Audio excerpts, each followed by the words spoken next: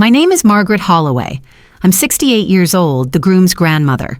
I believed I was respected until I saw what was printed on my name tag at my grandson's wedding. It didn't say Margaret Holloway or even Grandma of the Groom. It read, "The old lady funding this circus." You heard that right. All evening, people treated me as if I wasn't a human being, but a budget.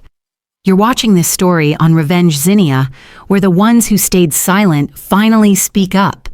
If you too have ever been mislabeled, drop a single period in the comments. I want to see how many of us have shared that experience. And if you're watching from any place, please leave the name of your city. I want to see just how far this story can travel. I always believed that milestone events, like having a baby, graduation, weddings, should be sacred moments. So when Ethan, my eldest grandson, announced he was getting married, I thought, finally a beautiful day to make memories. But I was so wrong. Because that day I realized my family saw me as nothing more than a walking ATM. That morning, I got up early. I was 68 years old, not someone who worries about makeup much anymore, but today I wanted to feel fully alive. I picked out a creamy blue dress, the color Charles, my late husband, once called elegantly gentle.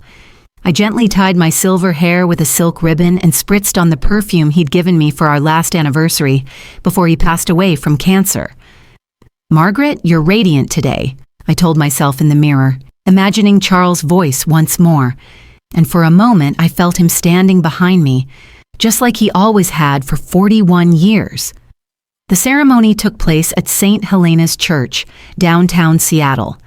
Ethan stood at the altar, confident as ever, waiting for Leah, his bride, with a smile like June sunshine. Nathan, my son, stood behind him, pride etched across his face. Veronica, Ethan's wife, had tears in her eyes as the bridal march began. Moments like that, they're truly beautiful, absolutely perfect. Then came the reception at the elegant Rainier Grand Hotel, where guests checked in and picked up name tags. I approached the check-in desk. A young woman with curly hair greeted me with a smile. "Hello, Mrs. Holloway. Just a moment."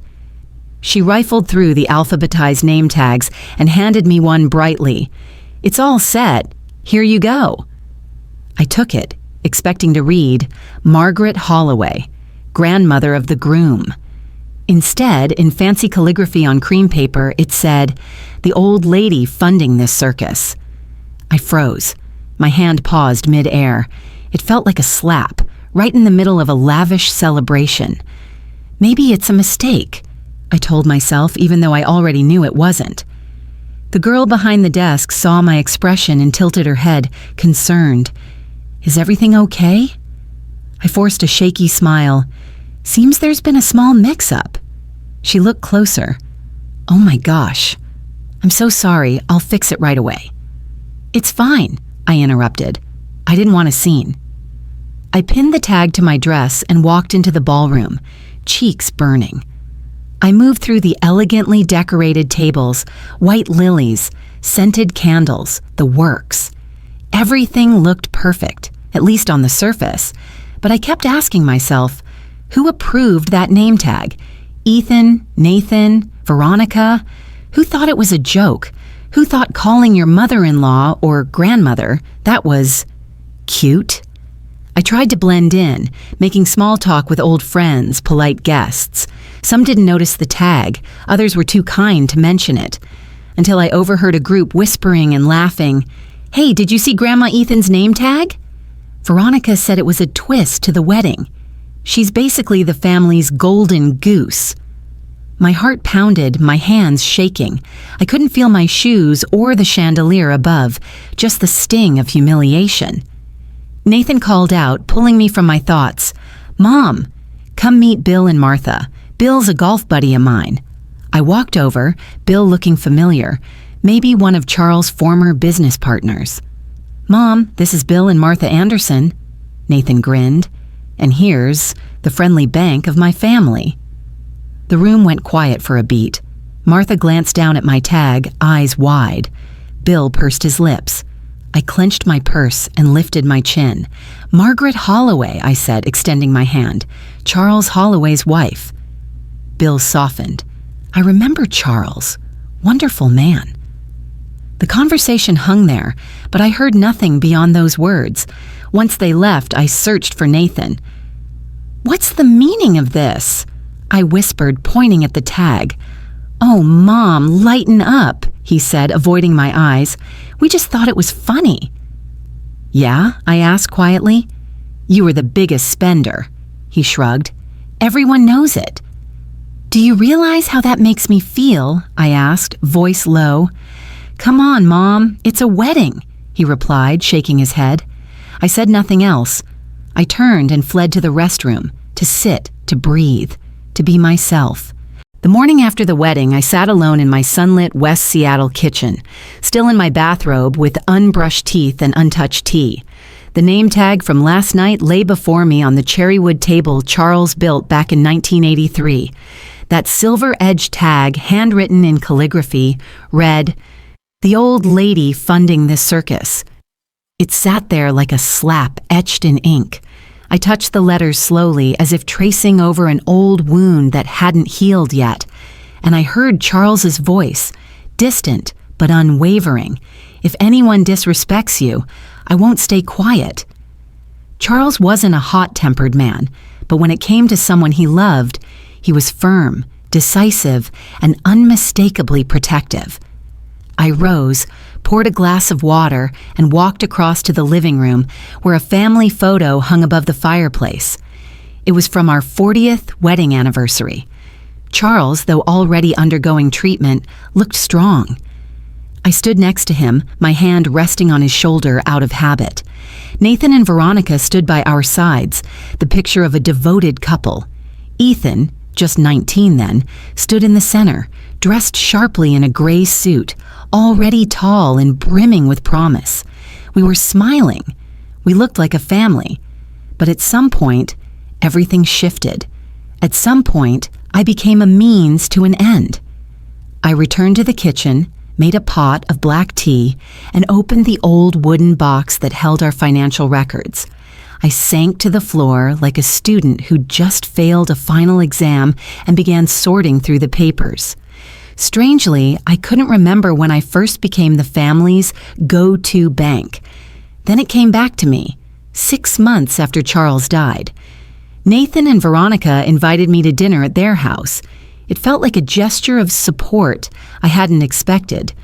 The kitchen smelled of Italian-style roast beef, my favorite dish, and I thought they wanted to comfort me through the loss. "How are you doing, Mom?" Nathan asked, refilling my wine. "I still miss your father," I said quietly. Veronica nodded, placing her hand gently on my arm. Charles was the kindest man I've ever known. Tears pricked my eyes at that moment, but then, over dessert of apple pie, the conversation shifted. "Mom," Veronica began sweetly, like syrup, "the kitchen at our house is outdated. We've been talking about getting new appliances and countertops, just something small." Nathan paused mid-bite, his eyes locked on mine. "We don't want to trouble you, but if you'd help..." That night, I wrote a check for $28,000. I told myself, they need it. I can help. But one thing led to another.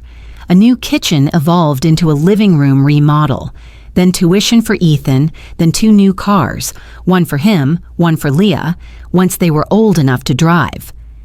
A trip to Napa Valley became an Alaskan cruise for the whole family. I was invited along like an honored guest. As I sifted through documents, I found a copy of the $45,000 check covering the wedding reception. I remembered Veronica's text.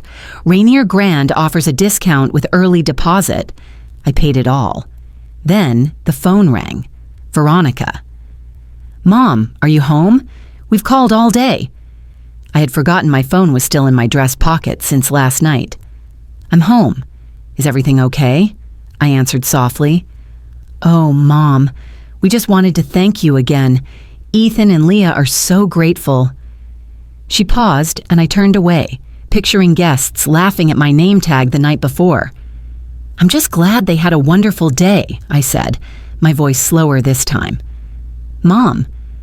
Veronica softened her tone even more. Leah's parents were supposed to pay for the honeymoon, but her dad's business hit a snag.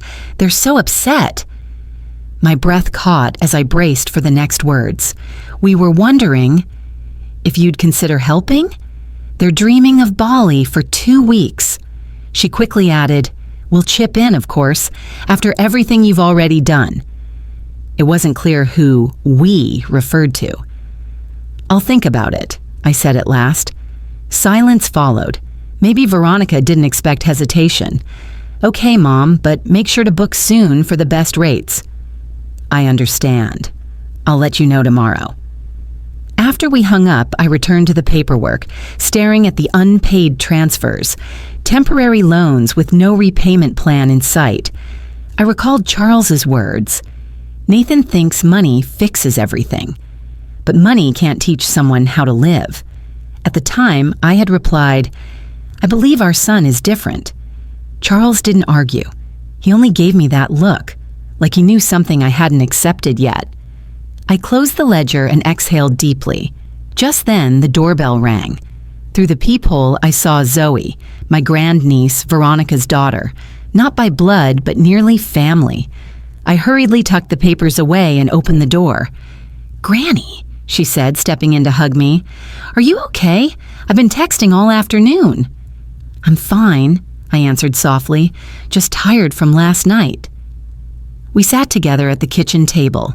I made fresh tea. Zoe has always been different, not drawn to wedding dresses or designer perfume or so. Ever since that morning, I began seeing things through a different lens, not through the eyes of a mother who stayed silent to keep the peace, nor of a wife who'd once gladly stood in her husband's shadow, but through the eyes of a woman who's lived long enough to realize if you stay quiet too long, people start thinking you don't know anything, but I did know. I just hadn't reacted. And maybe the only person in this family who saw that was Zoe. That afternoon, she invited me out for a walk. Early autumn in Seattle brought a crisp breeze, and red maple leaves fell like rain. We strolled to Volunteer Park not far from home and sat on an old wooden bench where Charles used to take me every Sunday to read. You're not really the type to post a long status on Facebook, Zoe said, peeling an orange. But have you thought about just telling the family the truth? I watched the birds gliding over the pond, then answered slowly, not yet. I need to see how far they're willing to go. She fell quiet for a moment. Then, almost thinking out loud, she said, My parents, they don't understand you. They only see numbers. And you? I asked. I see. You're the only one in this family still holding on to what matters. For the first time, I saw a glimmer of light that wasn't from the past, but from the future. A future that could still be different if I placed my trust in the right person. 3 days later, Nathan and Veronica hosted a post-wedding brunch at some exclusive country club on the north side of town, the kind of place with membership fees that could support a whole small family for a year. I hesitated to go, but then I thought, I needed to know, to see whether that name tag from the wedding was just a one-off, or the opening line in a much longer script. I wore a cream silk outfit, elegant and neatly tailored, the same one Charles once said made me look like a French queen. I pinned my hair up, brushed on a soft pink lipstick, and walked into the private dining room lit in warm amber light. Veronica greeted me with an air kiss. Margaret, you look different, she said, clearly surprised. We saved you a seat right here. I sat between Leah's mother, whom I'd only met twice, and one of Veronica's old college friends. I stayed quiet, watched, counted, listened. The brunch passed uneventfully until Veronica rose, champagne in hand, and tapped her glass. We just want to thank everyone for coming and for making Ethan and Leah's wedding so beautiful. I braced for a typical thank you, but then she added, and of course, special thanks to Margaret, who's been incredibly generous. I stopped breathing. We're thrilled to announce Margaret is gifting Ethan and Leah their honeymoon in Bali. A wave of polite applause broke out. My coffee cup froze mid-air. I had never agreed to that. Nathan leaned over and whispered, "Mom, don't make a scene. You said you'd consider. It's already been mentioned." I set my cup down, looked around. All eyes were on me. "I'm sorry," I said, calm but clear. "This is the first I'm hearing of this being announced." Silence fell. Ethan looked confused. Leah stared down at her plate. Veronica forced a laugh, tension creeping in. "Well, you did say you'd think about it." "And I still am," I replied. Nathan hissed under his breath. "Mom, are you really going to embarrass us in front of everyone?" I tilted my head, then said loudly enough for the table to hear, "I don't recall agreeing to fund a Bali honeymoon." If I remember correctly, that was originally Leah's family's responsibility. Leah's father flushed, muttering something about unexpected business troubles. I nodded. "I understand, things like that happen, but announcing someone else's financial commitment without their consent is a bit much, don't you think?" A pause hung in the air. I turned to Ethan and Leah. "Maybe you two could consider a trip that's more within reach. A honeymoon should never rely on someone else's reluctant generosity." Veronica's jaw tightened. "But what about your finances? Everyone knows Charles left you a fortune." For the first time, I almost laughed. My finances aren't a public discussion, and how I choose to spend isn't anyone's business either. Nathan grabbed my hand under the table, so tight it hurt. "Mom, stop. You're humiliating us." I pulled my hand away slowly. "No, Nathan. The only ones doing that are you two." I stood, smoothing out my blouse. "Ethan, Leah, I wish you happiness. If you'd like, I'd be glad to support a honeymoon within reason, but that's a conversation we'll have privately, not like this." I turned to leave, and Zoe was already on her feet, walking by my side. Out in the hallway, far from the whispers, she leaned in. "You didn't even flinch." I smiled. My hand still trembled slightly, but my heart was still. They don't have the power to shake me anymore. That night, while everyone left the country club with half-finished drinks and awkward smiles, I came home with something heavier than sadness. A kind of silence that had weight. It wasn't relief. It wasn't sorrow. It felt like, for years, I had been living underwater, hearing everything muffled, distorted, and only now had I finally broken the surface. I could breathe again. Late that night, Zoe came over, carrying Thai roast chicken from our favorite little spot near Fremont. "You're not cooking tonight," she said, placing the bag on the kitchen table. "Tonight you just sit. You deserve to be served." We had dinner in the kitchen. No TV, no music. Just the sound of forks on porcelain and the soft rustle of wind outside the window. I hadn't planned on saying much, but somehow, the warmth, the stillness, it opened something. "Zoe," I said quietly, "I haven't always been like this. There was a time I stayed silent, just to keep the family peace." She looked up, eyes calm. "Because you loved them?" I nodded. "Because I believed if I didn't push back, they'd be kind. But I was wrong. The quieter I got, the further they stepped." I told Zoe everything from the past 3 years. About the money asked for like demands, the feeling of being drained while smiling through it, the name tag, the casual suggestion to consider assisted living to make things easier. The pitying glances dressed in polite smiles. Zoe didn't interrupt. She just listened. And every time I paused, she poured more tea, offered more food. As if, instead of comforting me with words, she was saying, "You still deserve care." "I'm not surprised," she finally said, setting down her chopsticks. "I overheard Dad talking to Uncle Nathan. They called this house an untapped asset. Uncle even planned to bring in a realtor before talking to you." I gave a half laugh. If I hadn't spoken up, they'd probably already have a draft contract printed. "They didn't think you'd say no." I nodded. because in 68 years, I never practiced saying no to family. Then came the doorbell. I glanced through the side window. Nathan. "That's Dad," Zoe whispered. I exhaled slowly. "It's all right. I'm not hiding anymore. I've let them talk behind my back for too long. It's time to say it to their face." Nathan walked in without waiting. His face was flushed, either from wine or fury, I couldn't tell. "What the hell are you doing, Mom?" he barked. "Trying to humiliate me in front of all those people?" He stormed into the living room, not even noticing Zoe standing in the kitchen doorway. "And you? What are you doing here?" he snapped at her.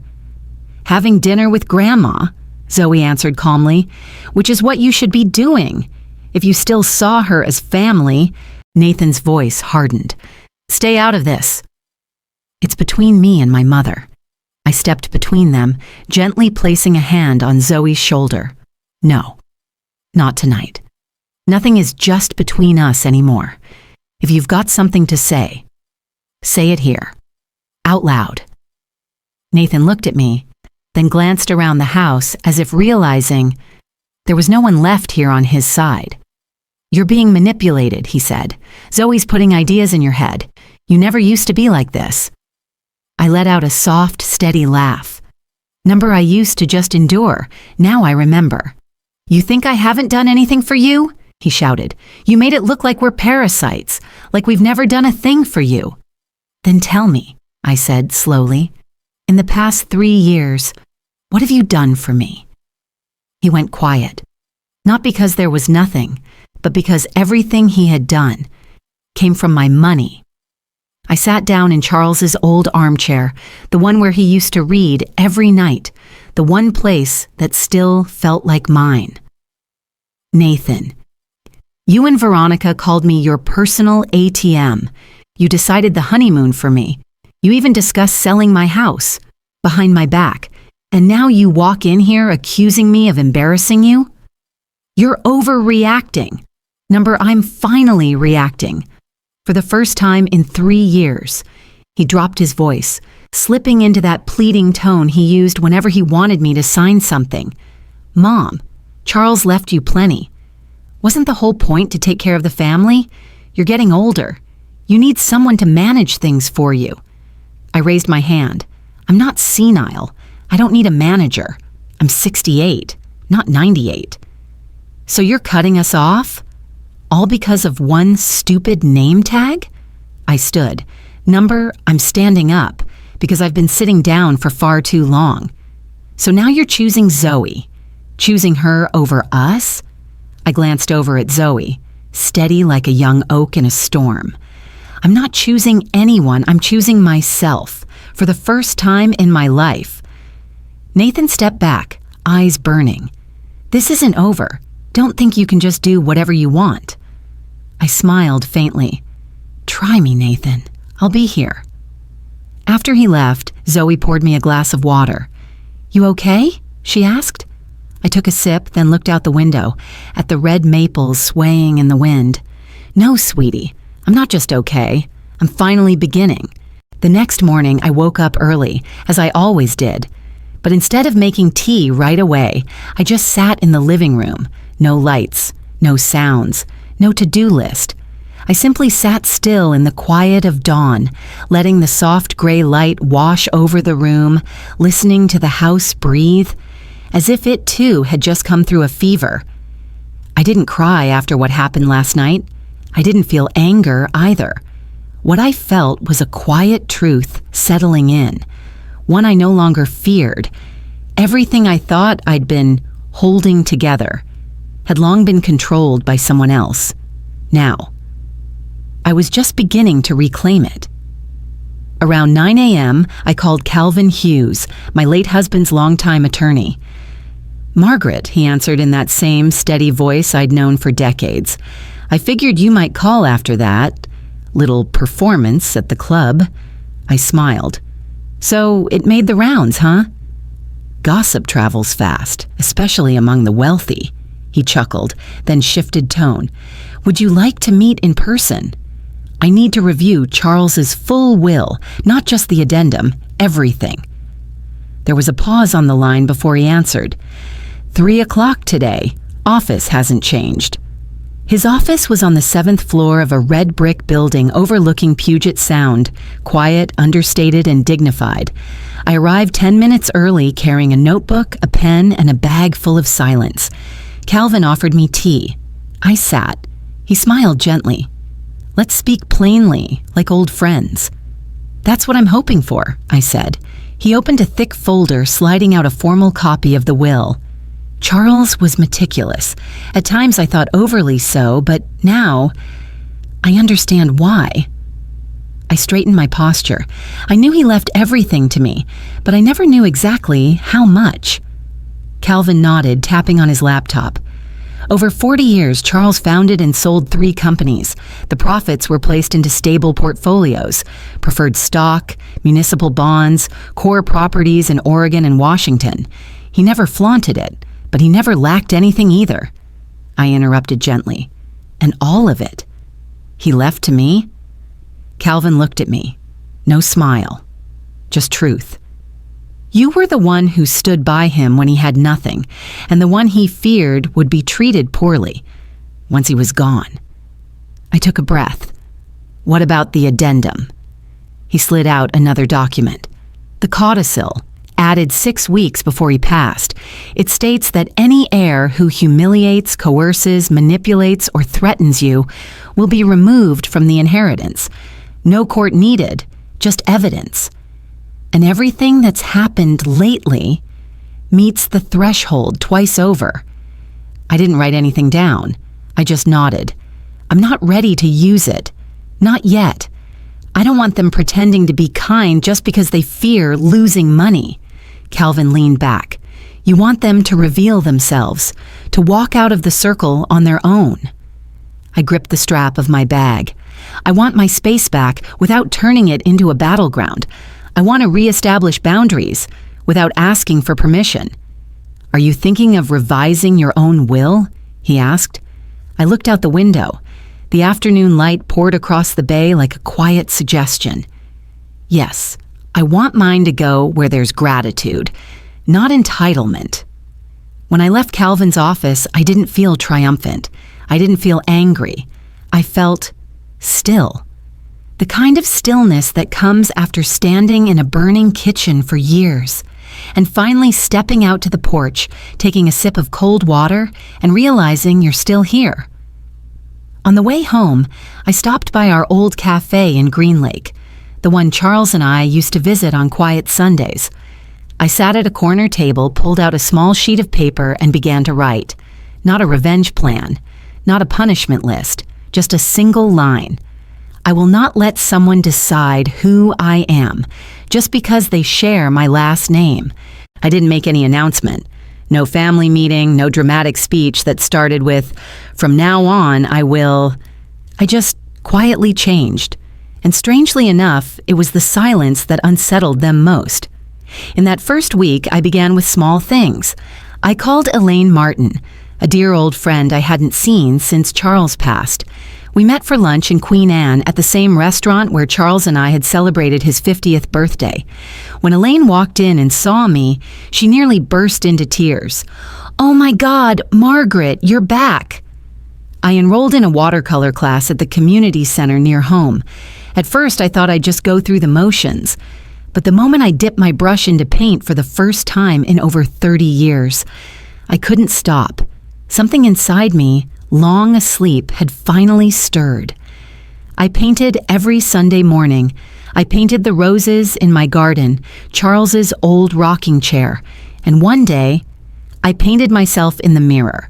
No makeup, no fancy clothes, just a firm gaze and a brush in hand. Zoe kept visiting me every week. One day, she brought over a business plan.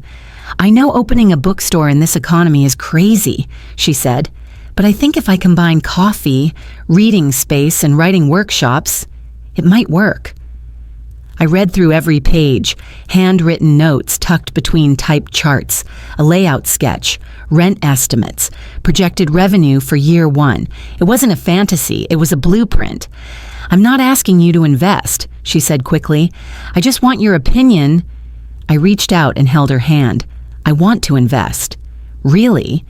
This isn't spending. It's planting something worth growing. Around the same time, Veronica started texting. At first, just polite check-ins. Hope you're well, Mom. Ethan and Leah just looked through the wedding album. They said they're so grateful for you. Then, suggestions. We're redoing the backyard for summer BBQs. It's going a bit over budget. Then, more direct. I'm sure you've heard Ethan and Leah are hoping to buy a condo near the lake. They really need someone to help with the down payment, just to lock in a good rate. I didn't reply. Not because I didn't read them, but because I no longer felt the need to respond. No explanations, no excuses. Silence was a full sentence. Nathan, on the other hand, started calling 3 times in 1 week. His voicemails grew sharper each day. Who's putting these ideas in your head? Why are you shutting us out? Are you really going to let everything fall apart? I took screenshots of the messages and forwarded them to Calvin for documentation just in case. One morning, Zoe showed up at my door worried. They said they'll come to the house if you keep ignoring them. I poured us tea. Let them come, I said calmly, but I won't be inviting them in. That week, I sold 2 paintings from class, one of the Fremont Bridge and another of the lilacs on my kitchen windowsill. The buyers were a young couple opening a cafe in Capitol Hill. They said my art reminded them of home. At first, I wanted to refuse the money, but then I thought, this is real value, not guilt-wrapped in gratitude, but earned. A month passed. They didn't give up, but they changed tactics. Instead of demands, they started playing the victim. Mom, I feel like I'm being pushed away. This whole family's falling apart and you're just watching it happen. Feels like you're choosing Zoe over your own son. I opened my journal that night and typed just 1 sentence. Sometimes the pain they feel is just the sound of you setting a boundary for the first time. Then, on a quiet Thursday afternoon, I received a card in the mail. You are warmly invited to the ribbon-cutting ceremony of The Nest, a community bookstore founded by Zoe Martin. I cried. Not because of the card, but because for the first time in years, I was being invited by my name. Not as ATM, not the investor, not the deed holder, but Margaret. And I realized some boundaries don't need explaining. They just need to be held long enough to become freedom. I turned 69 on a cool May morning. Zoe insisted we have a small birthday dinner right at home. Her reason? It's time everyone remembers.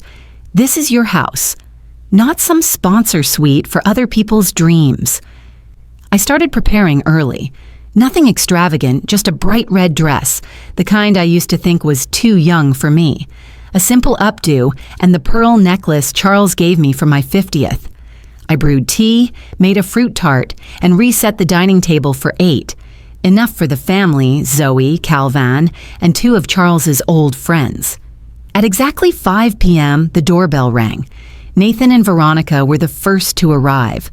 They brought a plastic bouquet and a store-bought cake, smiling stiffly like they knew they were no longer inner circle, but still trying to play the part. "Happy birthday, Mom," Nathan said. "You look different." Veronica scanned me from head to toe, from my new hairstyle to my cream-colored heels. "So this is a new look for you?" "Just rediscovering how I used to like dressing," I said calmly. Zoe arrived shortly after, with Calvin, our longtime lawyer, now practically family. Ethan and Leah followed, looking a bit sheepish. They didn't bring a gift, but Leah gave me a real hug. No performative niceties. "I missed you, Grandma." "I missed you too, Leah." Dinner was tense, like walking on frozen lake water, unsure how thick the ice was beneath. Zoe shared updates on The Nest, her bookstore project. I could see Nathan growing uneasy the moment he realized I'd invested in something unprofitable. "How much did you put into that little shop?" Veronica asked bluntly. "Enough to give my granddaughter a proper start," I answered. "With your money," Nathan snapped. "With my money, my own," I repeated, crystal clear. The conversation twisted from there. No one asked about me, just circled back to what they needed, what they lacked, what they wanted. Then came the cake. Just as I was placing it down, Calvin gently set down his teacup and said, "Before we blow out candles, I think Margaret deserves to be asked one question. What do you want most today?"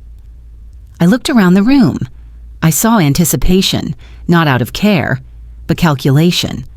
I saw Zoe's eyes, steady, quiet, present, and I said, "I want to be treated like a person, not a bank account." Veronica let out a laugh. "What's that supposed to mean?" "I think you all know," I replied. "If you're going to start throwing shade, just say it," Nathan muttered. I gently set down the cake knife. "Fine.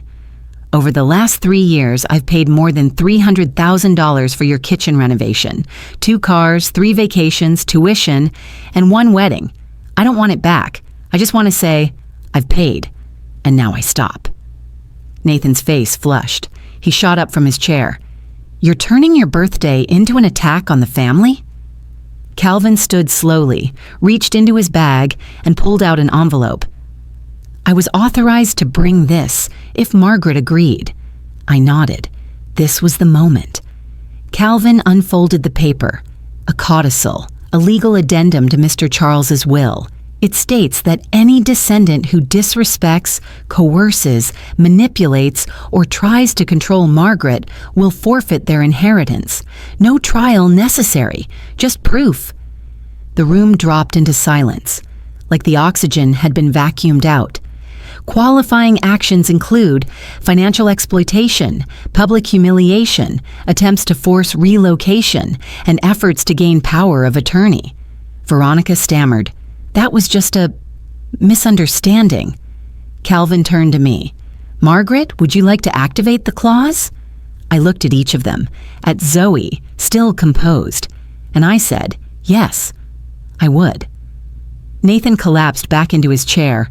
"You're destroying this family." "Number, I'm saving myself," I said, "and maybe I'm saving the future for someone who actually deserves it." I used to think my 69th birthday would be quiet. A store-bought cake, a few awkward wishes, and everyone gone by 8. I was wrong. It turned into an unofficial will reading. The moment I said, "I would like to," Calvin placed the envelope on the table and unfolded the papers, one by one. No one in the room moved. No one said a word. Per the codicil clause, Mr. Charles Holloway granted Mrs. Margaret the authority to activate its enforcement. Calvin read, "Provided that the violating behaviors are documented, witnessed, and verified by legal counsel as repeated and intentional." Veronica exhaled sharply. "We never meant to insult her. You referred to her as a walking bank, a temporary financial solution, and you openly joked that she'd pay for the Bali honeymoon before you even asked," Calvin replied, his tone unchanged. Nathan tried to deflect. "We were joking." "You're seriously saying 1 or 2 bad jokes can cost us everything?" I answered evenly. "It's not about one comment. It's about repetition, with no apology." Calvin continued, "Under this clause, any descendant found in violation will be disinherited completely. That share will then be redistributed as follows: 50% transferred to Mrs. Margaret as sole property, 50% reserved for any descendant who has demonstrated respect, support, and no violations." Every gaze in the room shifted toward Zoe. Zoe turned pale. "I didn't know any of this. I swear I didn't." "You didn't need to," I said, looking her directly in the eye. "You just had to live with integrity, and you did." Ethan spoke up, hesitating. "What about me?" Calvin opened a smaller folder. Ethan didn't engage in direct insults, but he was present during repeated violations and never objected. Therefore, by the letter of the clause, not fully disqualified, but not prioritized either. The room felt like someone had just read out the winning lottery numbers and disqualified the whole family. Nathan slammed his hand on the table. "This is insane. Everything we did was for you, Mom." I stood, walked to the window, then turned back. No, Nathan. Everything you did was because you believed I didn't know how to say no. Veronica made one final attempt. Margaret, let's be practical. Zoe's young. She's unmarried. No real financial responsibilities. You can't entrust everything to her. I tilted my head. I'm not entrusting everything. I'm choosing not to keep funding disrespect. Calvin nodded and concluded, formal changes will be notarized within 30 days. In the meantime, any form of coercion or harassment will continue to be documented. Nathan pointed straight at Zoe. This is you, isn't it? You planned this. Zoe didn't flinch. She simply said, no. But if my grandmother and I are standing together, then yes, because I've never taken money from someone I call family. They left soon after. No cake, no candles, no birthday wishes. Just a warm house and me, finally called by my name without a number attached. A week after the birthday dinner, my house fell back into silence. No more messages, no more flowers, no more, Mom, I'm sorry if I hurt you. Just a strange stillness, like a storm had passed. But the ground hadn't dried. I spent more time tending the garden. That little patch in the back had been neglected for years because I was too busy writing checks, too busy smoothing things over, too busy performing as the generous mother. Now I trimmed back the lavender, pulled weeds from around the peonies, and planted a patch of wild purple asters in the far corner, right where Charles used to set his lounge chair to read the paper. On Sunday morning, Zoe stopped by with her bookstore notebook. Grandma, the logo got approved. I had a young designer sketch it. It's a little nest with 3 books tucked inside. I looked at it and felt peace. Something about it reminded me of this house. Small, warm, and it didn't need applause to be real. That afternoon, right after Zoe left, I heard the familiar sound of tires on gravel. I didn't have to peek out to know it was Nathan. He got out with nothing in hand, no gift. No apology. Just that look of someone who refuses to lose. I didn't open the door. I stood just inside, one step from the wood panels, listening to the knock. Mom, can you open the door? I didn't move. We need to talk. I know things got out of hand, but you can't let someone like Zoe control everything. I reached for the door handle, then let go. Mom, I'm your son. I was wrong, but you've forgiven worse before. I stayed silent. A moment passed. Then his voice shifted, lower, more rehearsed. If you don't open the door, I'll understand. But just remember, Charles wouldn't want to see this family fall apart. I gripped the edge of my sleeve. Charles. He would have wanted to see me treated with dignity. Footsteps faded. The engine turned. The gate creaked shut, and my heart didn't ache with regret, but with clarity. That relationship had been, but it wasn't anymore. That night, I opened the old filing box. I pulled out a sheet of cardstock and wrote in blue ink, "Used to be blood. Now, just a lesson." I slid it into the back of the estate folder. Didn't mail it, didn't share it, just kept it. 3 days later, I got an email from Calvin. Inheritance amendments finalized. Zoe is now listed as co-trustee upon your passing. Nathan and Veronica have been removed from all entries. I didn't smile. I just closed the laptop, poured some tea, and clipped a few more lilacs for the vase by the window. That day, it drizzled lightly over Seattle. There was another knock. Not Nathan. It was Ruth, my neighbor. Margaret, I saw your lights on again. Thought maybe you'd gone somewhere to escape the noise. I invited her in, poured her some tea, and nodded toward the garden. I just remembered. I like living here. She smiled, nodded gently. That's reason enough. After tea, I stood at the door, watching her step through the gate. That gate had opened for many. People who came in smiling and left with nameless invoices. Now it closed, not locked, not slammed, just permanently shut to anyone who no longer respects the door they're trying to walk through. On the morning of the Nest's grand opening, Zoe's bookstore, the sun came out. A rare kind of day in Seattle, crisp, warm, and quiet. I arrived even before the owner. The shop was small, single-story white wood panels, hand-carved signage. On the sign was a nest cradling 3 books, one open, one closed, and one without a title. Zoe once told me, "The book with no title, that's for people like you, Grandma, the ones mislabeled, who rewrote themselves anyway." I stood in the main room, inhaling the scent of new wood and freshly printed pages.